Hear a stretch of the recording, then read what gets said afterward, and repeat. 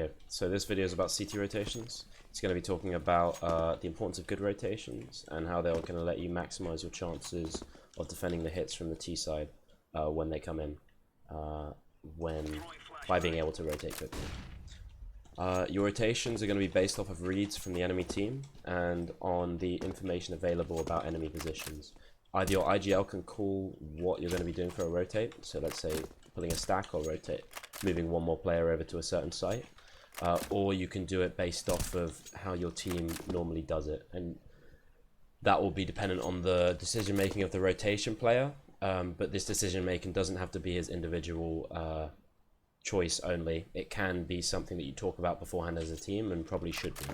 So for example, if we've got mid, let's say we have brackets on banana and we have pressure towards B, and we brackets on my phone, sorry, there's pressure towards B, there are two guys here and they're low util.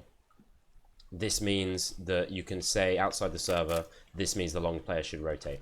So the long player rotates, you have 3 on B because you still have brackets, and you hold on to brackets with a short guy who's spotting, and you just keep the info because you know that they can't exit Curious quickly, so A is technically safer than B. This is an example of something you can talk about outside the server, so that every time this happens, this guy comes, rather than as a baseline, rather than it being 70% of the time when the rotation player feels like it. So if you can talk about the rotations like this outside of the game, then you're going to be able to reduce the amount of decision making that you have to make in game and reduce your chance of making poor decisions in the game. It also allows your team to be on the same page about the rotation, so that everyone knows that if they're low util, they'll have the extra net of safety, and also that this A player knows what to do if they know they're low util banana. Because once you're 2 on A, then you're going to have to do a different setup. Maybe these two guys can aggress on short and protect each other towards boiler when they have this mid smoke up, or they can fall back towards pit and site and kind of give up this A control a bit, which is a calculated risk because they're trying to bait them into banana.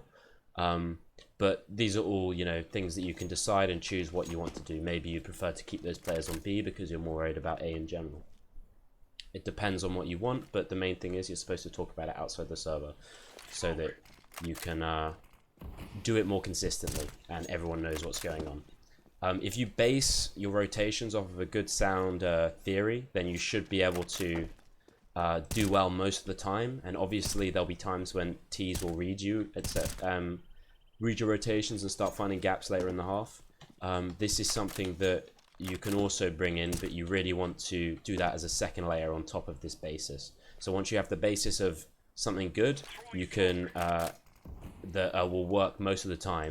Once the enemies start reacting to it, you can start putting in different things, different looks, trying to base your reads with some mind games off of they think you're going to rotate, so you stick a few more players here. You could leave one guy on B, rotate one off when they're in that low util situation when they expect 3 on B. It's stuff like that, but really you want to make sure that you have this basis down, because this basis is what's going to allow you to win the majority of your gun rounds on even footing. Yeah, that's pretty much it for the video. There'll be a lot more examples, and I'll be doing an interactive seminar later in the week for people to go over some specific examples that they want to talk about. Alright, peace out.